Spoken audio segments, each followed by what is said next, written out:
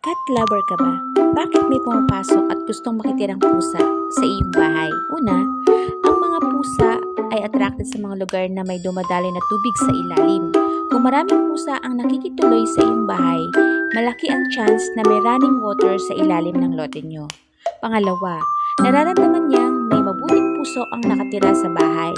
Kahit sinasabi ng iba na patay gutom lang ang mga pusa, hindi sila papasok sa lugar na alam nilang mapapahamak sila.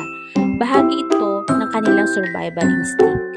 Pero dahil komportable silang papasok sa iyong bahay, ramdam nila na may isang busilang ang kalooban na nakatira roon at hindi sila pababayaan.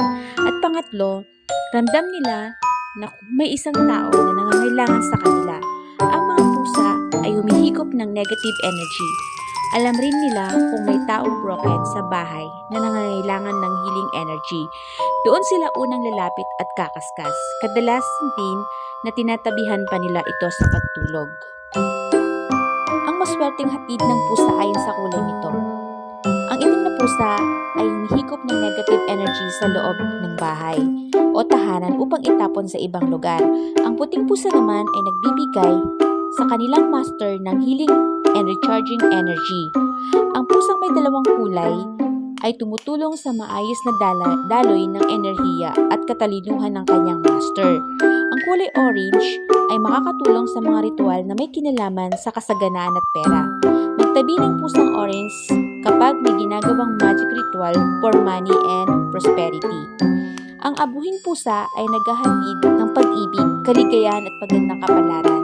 Binabalanse niya ang emosyonal at sexual aspects ng kanyang master. Ay naghahatid ng kasiyahan at kapanatagan. Ang pusang may tatlong kulay o calico cat ay nagsisilbing tagabantay ng kanyang master sa anumang kapinsalaan at panganib. Alam niyo ba, ang pagsingasing ng pusa ay palatandaan na may nasisense itong negative energy sa lugar. Higit na mas malakas ang senses ng mga pusa kaysa sa mga tao, kaya nakakadetect sila ng ibang energy sa paligid.